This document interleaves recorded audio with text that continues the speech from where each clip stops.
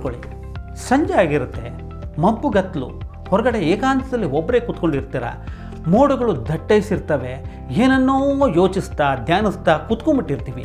ಇದ್ದಕ್ಕಿದ್ದ ಹಾಗೆ ಒಂದು ಭಯಂಕರವಾದ ಸಿಡಿಲಾಘಾತ ಹೊರಡುತ್ತೆ, ಒಂದು ಮಿಂಚು ಫಳೀರನ್ನೇ ಕೋರೈಸಿಬಿಡುತ್ತೆ. ತಕ್ಷಣ ಎಚ್ಚೆತ್ಕೊಂಡು ಹೊರದ ಪ್ರಪಂಚಕ್ಕೆ ಬರ್ತೀವಿ, ಭಯ ಆಗಿ ಒಳಗಡೆ ಓಡೋಗ್ತೀವಿ. ಹೀಗೆ ಒಳಗಡೆ ಓಡೋಗೋದಿದೆಯಲ್ಲ, ಇದು ನಮ್ಮ ಜೀವನದಲ್ಲಿ ಯಾವತ್ತೂ ಆಗ್ತಾನೇ ಇರುತ್ತೆ ಸ್ನೇಹಿತರೆ. ಈ ಓಡೋದನ್ನು ಬಿಟ್ಟು ಅದನ್ನು ನೋಡಿ ಸಂತಸಪಟ್ಟು ಆ ಕ್ಷಣವನ್ನು ಸಂಭ್ರಮಿಸೋದಕ್ಕೆ ಕಲಿತೀವಲ್ಲ, ಆವತ್ತು ಜೀವನ ನಮಗೆ ಅರ್ಥ ಆಗಲಿಕ್ಕೆ ಸ್ಟಾರ್ಟ್ ಆಗುತ್ತೆ.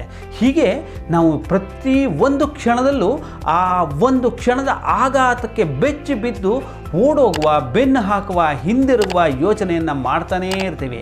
ಆದರೆ ನೆನ್ಪಿಟ್ಕೊಳ್ಳಿ, ಹಾಗೆ ಬಂದದ್ದರ ಹಿಂದೆ ಅತೀವಾದಂಥ ಪ್ರಖರವಾದಂಥ ಒಂದು ಬೆಳಕು ಸಹ ಮಿಂಚಿನ ರೂಪದಲ್ಲಿ ನಮಗೆ ದಾರಿ ತೋರಿಸ್ತಾ ಇರುತ್ತೆ. ಆ ಬೆಳಕಿನಲ್ಲಿ ನಡೆಯೋದನ್ನು ಕಲಿತು ಬಿಟ್ಟರೆ ಕತ್ತಲೆ ನಮಗೆ ಸಮಸ್ಯೆನೇ ಆಗೋದಿಲ್ಲ ಅಲ್ವಾ? Thank you very much.